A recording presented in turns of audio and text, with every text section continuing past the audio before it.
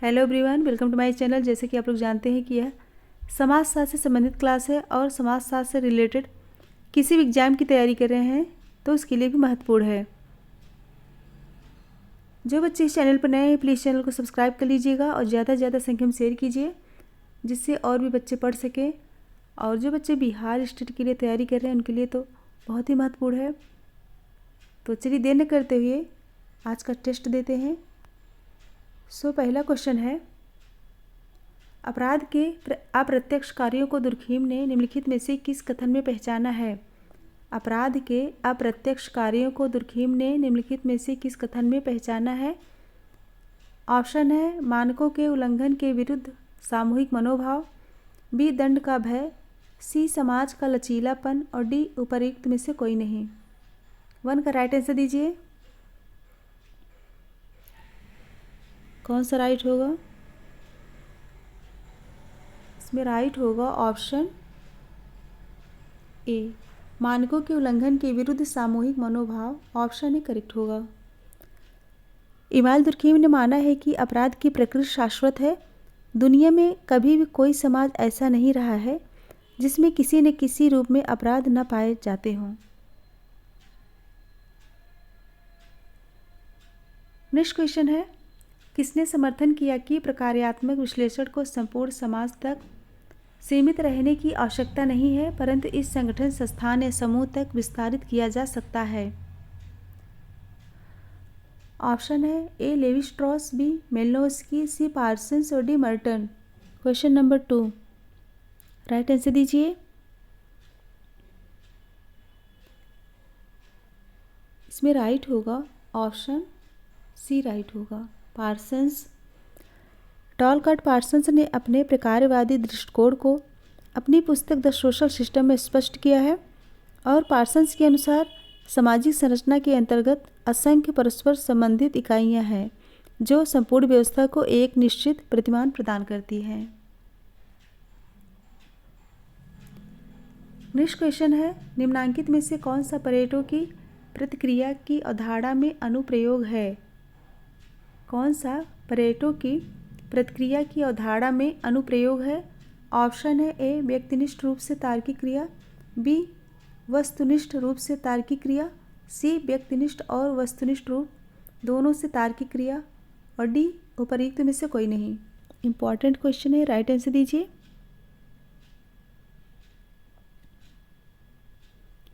कौन सा राइट होगा? इसमें राइट होगा ऑप्शन बी वस्तुनिष्ठ रूप से तार्किक क्रिया। इटली के समाजशास्त्री विल्फ्रेड परेटो ने मानवीय क्रियाओं को मुख्य रूप से 2 भागों में बांटा है, तार्किक क्रियाएं तथा अतार्किक क्रियाएं। अपनी प्रकृति के आधार पर तार्किक क्रियाएं वस्तुनिष्ठ यानी ऑब्जेक्टिव होती है जबकि अतार्किक क्रियाएं भावनात्मक सब्जेक्टिव होती है।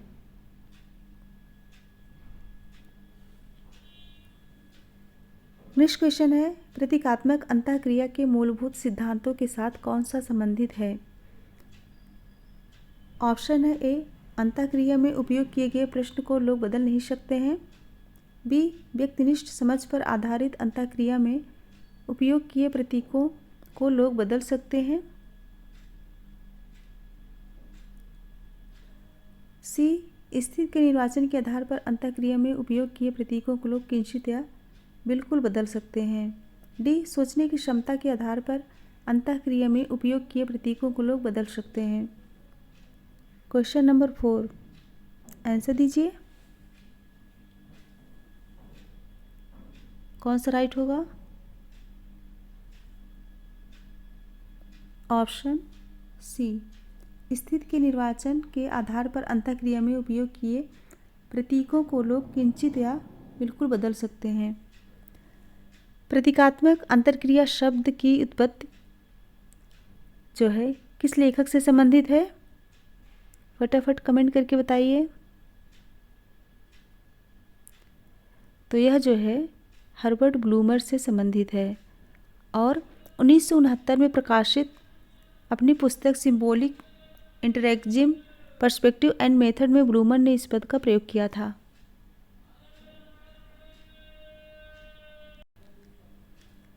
नेक्स्ट है, मार्क्स के अनुसार निम्नांकित में से वर्ग संघर्ष के कौन सा तत्व अति महत्वपूर्ण माना जाता है? मार्क्स के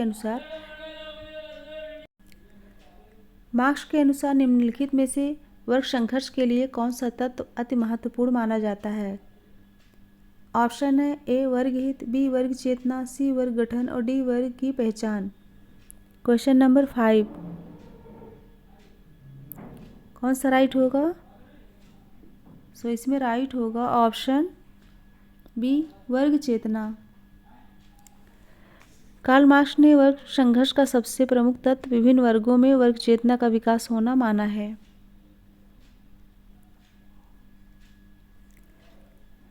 नेक्स्ट क्वेश्चन है, समाजशास्त्र में तुलनात्मक पद्धति या अप्रत्यक्ष प्रयोग का इस्तेमाल सर्वप्रथम किसने किया? क्या पूछा गया है? समाजशास्त्र में तुलनात्मक पद्धति या अप्रत्यक्ष प्रयोग का इस्तेमाल सर्वप्रथम किसने किया? ऑप्शन है A Max Weber, B Emmanuel Durkheim, C Herbert Spencer और D B Pareto. Question number 6 right answer दीजिए।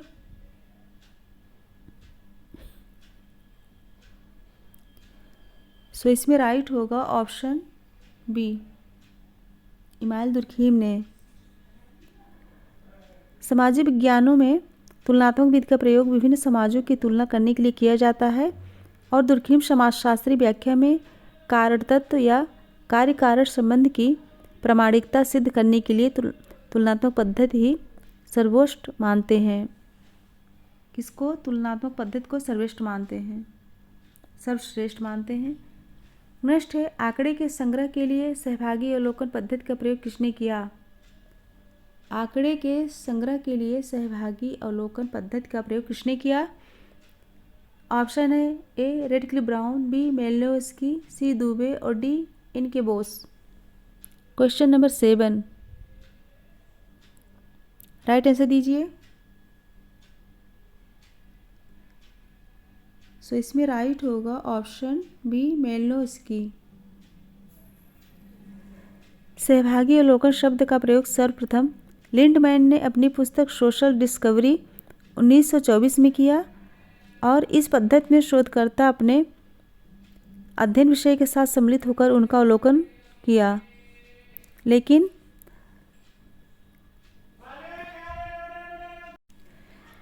लेकिन सहभागी अवलोकन विधि, जिसे क्षेत्र कार्य पद्धति के नाम से जाना जाता है, उसका प्रयोग मेलिनोव्स्की ने ट्रोबियन द्वीप के मातृवंशी निवासियों के साथ रहकर उनकी भाषा संस्कृत को सीखकर किया। नेक्स्ट है, किसने अपने क्रमबद्ध लेखों में वस्तुनिष्ठता पर लिखा है? ऑप्शन है ए डब्ल्यू डील थे, B Durkheim, C Max weber और डी दया कृष्णा।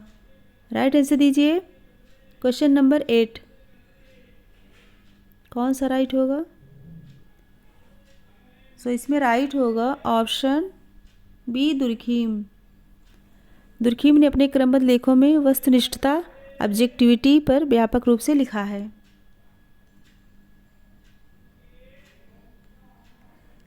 नेक्स्ट है, सामाजिक तथ्यों परिदृश्य को सामाजिक वस्तुओं जैसा समझा जा सकता है, यह विचार किसने प्रतिपादित किया? ऑप्शन है A Merton, B Paul F Lazarsfeld और D C Durkheim, D Max Weber. Question number 9 कौन सा राइट होगा? सो इसमें राइट होगा ऑप्शन सी दुर्खीम। दुर्खीम के अनुसार समाजशास्त्र समस्त मानवीय क्रियाओं का अध्ययन नहीं करता है, बल्कि सामाजिक तथ्य ही समाजशास्त्र की वास्तविक अध्ययन वस्तु है। नेक्स्ट है, गवेषणात्मक शोध डिजाइन में किस प्रकार के प्रश्नों की छानबीन की जाती है? क्या पूछा गया है? गवेषणात्मक शोध डिजाइन में किस प्रकार के प्रश्नों की छानबीन की जाती है? ऑप्शन है यह क्यों है, बी यह क्या है, सी यह किस प्रकार है और डी यह सभी। 10 का राइट आंसर दीजिए। सो इसमें राइट होगा ऑप्शन डी यह सभी। यह क्यों है, यह क्या है, यह किस प्रकार है। अन्वेषणात्मक अथवा गवेषणात्मक शोध डिजाइन की संरचना अधिक लचीली होती है। इसका उद्देश्य शोधकर्ता को विषय या समस्या से परिचित कराना है, जिससे वह समस्या का अन्वेषण एवं निरूपण कर सके।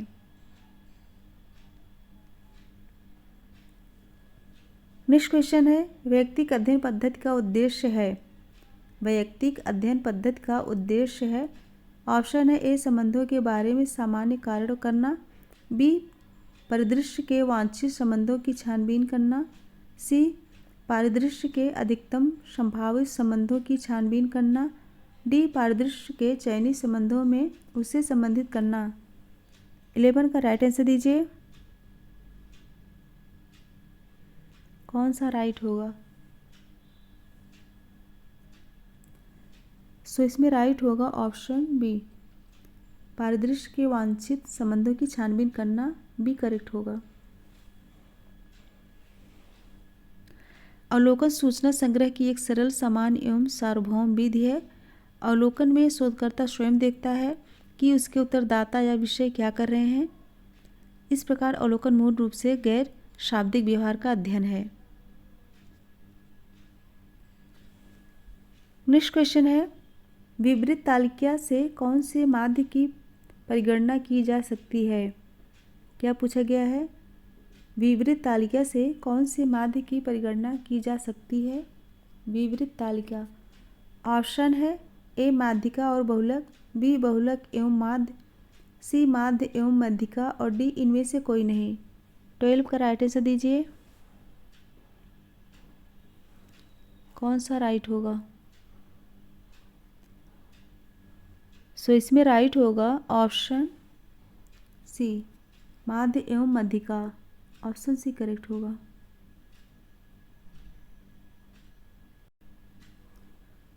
ऑप्शन बी, बहुलक एवं माध्य, ऑप्शन बी करेक्ट होगा। करेक्ट कर लीजिएगा।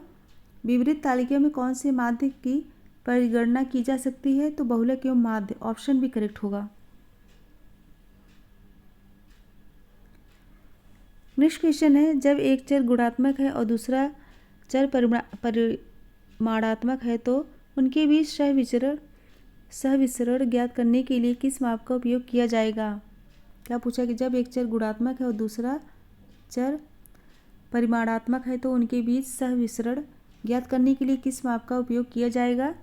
ऑप्शन है ए, यूले का, बी, PHI गुणांक का, सी, कोट संबंध का, और डी, काई स्क्वायर का। राइट आंसर दीजिए। सो इसमें राइट होगा ऑप्शन डी, काई स्क्वायर का। काई स्क्वायर टेस्ट का प्रयोग गुणात्मक और परिमाणात्मक चरों के बीच सहविचरण ज्ञात करने के लिए प्रयोग किया जाता है। ध्यान दीजिएगा।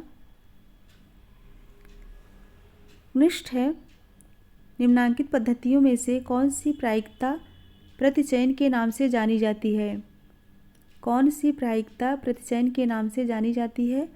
ऑप्शन है ए, समष्टि से लॉटरी द्वारा चयनित प्रतिदर्श, बी, जो उपलब्ध है उनमें से चयनित प्रतिदर्श, सी, शोध के उद्देश्य को ध्यान में रखते हुए प्रतिदर्श का चयन, और डी, विभिन्न वर्गों के उत्तरदाताओं को ध्यान में रखते हुए चयनित प्रतिदर्श। Question number 14। कौन सा राइट होगा? सो इसमें राइट होगा ऑप्शन ए, समष्टि से लॉटरी द्वारा चयनित प्रतिदर्श।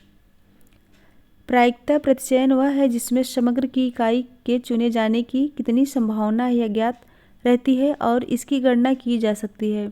ज्ञात संभावना के आधार पर प्रतिदर्शन त्रुटि की भी माप की जा सकती है। आज शोध से संबंधित कई क्वेश्चन हैं। नेक्स्ट है, दो गुणात्मक चरों के बीच सहविचरण ज्ञात करने के लिए कौन सी सांख्यिकी का उपयोग किया जाएगा? कौन सी सांख्यिकी का उपयोग किया जाएगा? ऑप्शन है PHI, बी, यूले का, सी, ए और बी दोनों, और डी, इनमें से कोई नहीं। राइट आंसर दीजिए। 15। इसमें राइट होगा ऑप्शन सी, ए और बी दोनों, PHI और यूले का दोनों का। ऑप्शन सी करेक्ट होगा। Question number 16। श्रीनिवास ने निम्नांकित में से किस अवधारणा में सामाजिक एवं सांस्कृतिक परिवर्तन के प्रक्रिया के रूप में जाति गतिशीलता की व्याख्या की है? ऑप्शन है ए संस्कृतिकरण, बी लौकिकीकरण, सी पश्चिमीकरण और डी आधुनिकीकरण। क्वेश्चन नंबर 16 राइट आंसर दीजिए। कौन सा राइट होगा? सो इसमें राइट होगा ऑप्शन ए संस्कृतिकरण।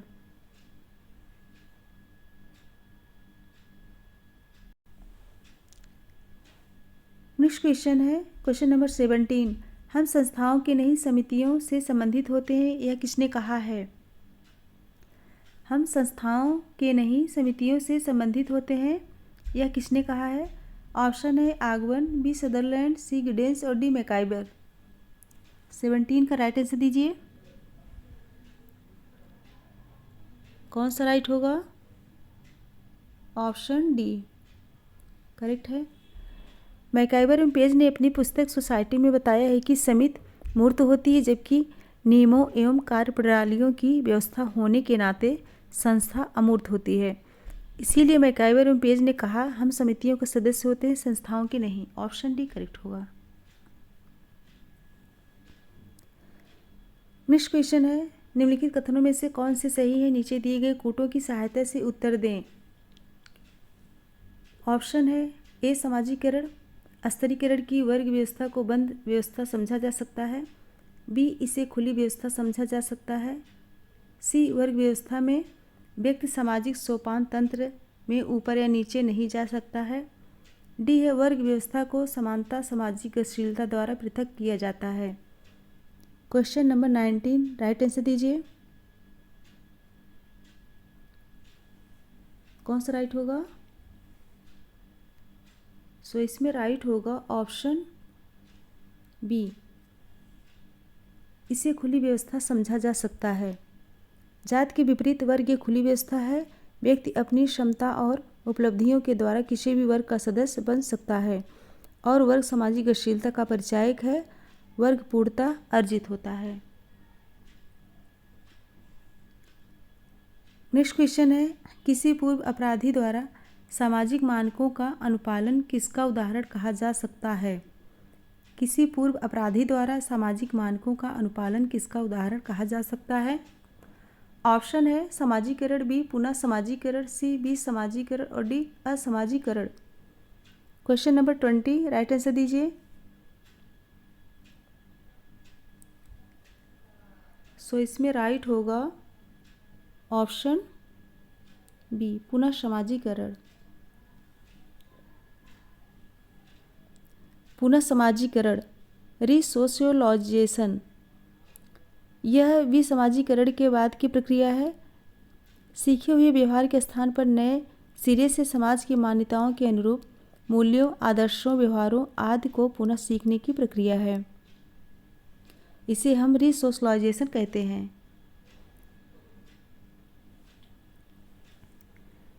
नेक्स्ट क्वेश्चन है समुदाय का उदाहरण कौन सा नहीं है? समुदाय का उदाहरण कौन सा नहीं है? ऑप्शन है रेड इंडियन, बी मुरिया, सी अंडमान आइलैंडर्स, डी राष्ट्रीय स्वयंसेवक संघ। 21 का राइट आंसर दीजिए। कौन सा राइट होगा? क्वेश्चन नंबर 21 इसमें राइट होगा ऑप्शन डी राष्ट्रीय स्वयंसेवक संघ। राष्ट्रीय स्वयंसेवक संघ आरएसएस समुदाय का उदाहरण नहीं है, क्योंकि समुदाय की प्रमुख विशेषताएं कौन कौन सी हैं? निश्चित भौगोलिक क्षेत्र, सामुदायिक भावना, विशिष्ट नाम, अस्थायी निवास, स्वतः विकास, अस्थायी प्रकृति। नेक्स्ट है सूची 1 को सूची 2 से सुमेलित कीजिए। सूची 1 को सूची 2 से सुमेलित कीजिए।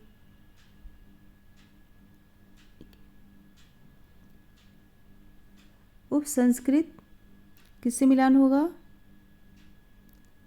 उपसंस्कृत का सेना से, और विपर्य संस्कृत हिप्पी से, संस्कृत का वाहक, संस्कृत का वाहन क्या है? भाषा है, और संस्कृत टकराव अयोध्या मंदिर आंदोलन। तो कोड देख के कौन सा ऑप्शन है सही, राइट बताइए। कौन सा राइट है?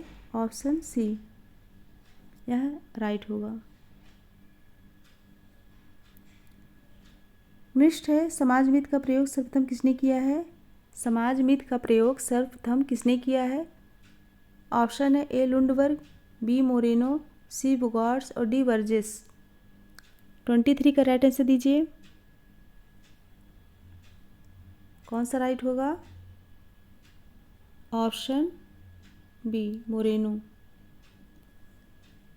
समाज मिथ यानी सोशियोमेट्री, इंग्लिश में क्या कहते हैं? सोशियोमेट्री किसी छोटे समूह के अंतर पारस्परिक संबंधों, समूह संरचना तथा समूह में व्यक्तियों की परिस्थिति के माप की एक विधि है। इस विधि या तकनीक का विकास सर्वप्रथम किसने किया? मोरेनो ने। किस सन में? 1934 में। 1934 में मोरेनो ने किया। इसके बाद इस विधि का प्रयोग H.H. जेनिग्स ने अपने शोध में किया। किसने? H.H. जेनिग्स ने। नेक्स्ट है वेबर द्वारा प्रस्तुत सामाजिक क्रिया प्रारूप विज्ञान का हिस्सा निम्नांकित में एक नहीं है, पहचाने। वेबर द्वारा प्रस्तुत सामाजिक क्रिया प्रारूप विज्ञान का हिस्सा निम्नांकित में एक नहीं है, पहचाने। ऑप्शन है ए जनतांत्रिक, बी पारंपरिक, सी मूल्यांकन और डी तर्क ना परक। 24 का राइट आंसर दीजिए। कौन सा राइट होगा? ऑप्शन ए जनतांत्रिक।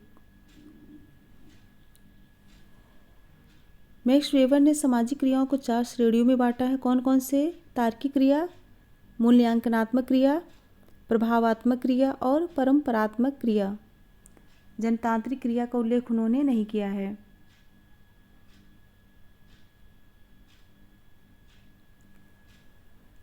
फ्रेंड्स, अगर क्लास पसंद आई, क्वेश्चन पसंद आए तो ज़रूर लाइक कीजिए।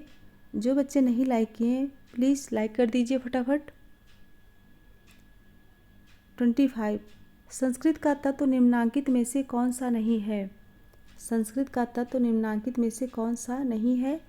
ऑप्शन है ए परिवार, बी मूल्यमान, सी पोशाक पहनावा और डी व्यवहार के ढंग। 25 का राइट आंसर दीजिए।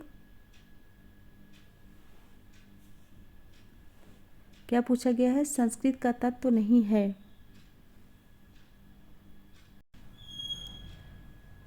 कौन सा राइट होगा? ऑप्शन ए परिवार।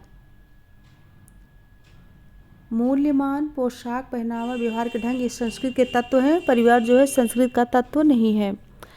टाइलर के अनुसार संस्कृत वह संपूर्ण जटिलता है जिसमें ज्ञान, विश्वास, कला, आचार, कानून, प्रथा और ऐसी ही अन्य समताओं तथा आदतों का समावेश है जिन्हें हम समाज का सदस्य होने के नाते प्राप्त करते हैं। और क्लार्क विस्लर क्या कहते हैं? क्लार्क विस्लर के अनुसार सांस्कृतिक तत्व संस्कृत की सबसे छोटी इकाई है और संस्कृत के 9 तत्वों का उल्लेख किए हैं। कौन? Clark Wissler. फ्रेंड्स, इसके लास्ट में एक क्वेश्चन है, इसका आंसर ज़रूर दीजिएगा। और कल जो राइट आंसर दिए थे वो हैं प्रियंका, प्रेमलता, खुशबू वर्मा और निशा तो नहीं थी, और वो क्या कहते हैं अशोक और वो स्वाति तिवारी। कई बच्चों ने राइट आंसर दिया था। तो मेरे साथ बने रहने के लिए धन्यवाद। Thank you so much everyone. और कल फिर मिलते हैं इस टाइम। तब तक के लिए good bye and good night.